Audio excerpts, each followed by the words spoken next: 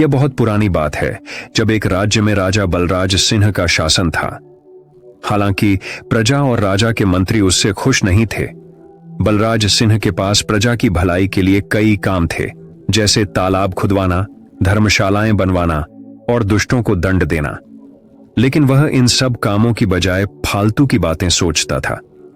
एक बार उसने अपने एक मंत्री को आदेश दिया कि राज्य के छोटे छोटे तालाबों की सारी मछलियों को इकट्ठा कर एक बड़े तालाब में छोड़ दिया जाए।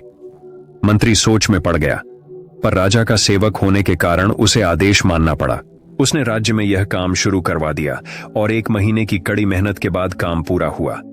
इसके बाद मंत्री ने सेनापति से मुलाकात की और सारी बात बताई। सेनापति ने सभी मंत्रियों को बुलाकर एक बैठक की। सभी ने निर्णय लिया कि राजा को सबक सिखाना चाहिए, क्योंकि वह अपनी मूर्खता और नासमझी से धन और श्रम का दुरुपयोग कर रहा था। सभी ने माना कि अगर ये संसाधन सही जगह उपयोग किए जाएं, तो प्रजा को बहुत लाभ होगा। 2 महीने बाद राजा ने सेनापति को बुलाकर आदेश दिया कि राज्य के 3 सबसे बड़े मूर्खों को 1 महीने के अंदर दरबार में पेश किया जाए। राजा ने कहा, ध्यान रखना सेनापति, जिन 3 मूर्खों को तुम लाओगे, उनसे बड़ा कोई मूर्ख राज्य में नहीं होना चाहिए।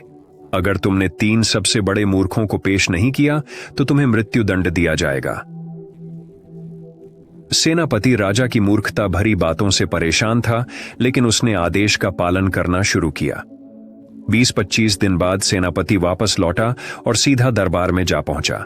राजा बलराज सिंह ने उससे पूछा, कहिए सेनापति जी, क्या आपकी महामूर्ख की खोज पूरी हो गई? सेनापति ने झुककर प्रणाम किया और अपने पीछे खड़े आदमी की ओर इशारा किया। राजा हंसते हुए बोला, तो ये हैं हमारे राज्य के सबसे बड़े मूर्ख। सेनापति ने बताया कि यह आदमी अपने परिवार के भूख से बिलखने के बावजूद किसी काम में हाथ नहीं लगाता। उसे किसी ने कह दिया था कि अमीरी और गरीबी तो किस्मत का खेल है। उसने 1 साल तक पैसों की बारिश की प्रार्थना की, लेकिन मेहनत न करने वाले की किसी ने कभी कोई मदद नहीं की। सारी बातें सुनकर दरबारी जोर जोर से हंसने लगे। राजा ने उस मूर्ख को बहुत कीमती रत्नों का हार पहना दिया। इसके बाद राजा ने दूसरे और तीसरे मूर्ख को पेश करने का आदेश दिया। सेनापति झिझकते हुए बोला, महाराज, हमारे राज्य के दूसरे और तीसरे मूर्ख दरबार में ही उपस्थित हैं। राजा ने हैरानी से पूछा, कौन है वो? सेनापति ने बताया, महाराज, दूसरा मूर्ख आप ही हैं, जो विद्वानों की बजाय मूर्खों की खोज करवा रहे हैं और उन्हें इनाम दे रहे हैं। राजा ने गुस्से में पूछा, और तीसरा मूर्ख कौन है? सेनापति बोला, वो मैं ही हूं जो मूर्खों की खोज में निकला।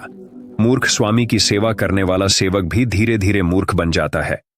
सेनापति की बात सुनकर सारे दरबारी सहमत हो गए।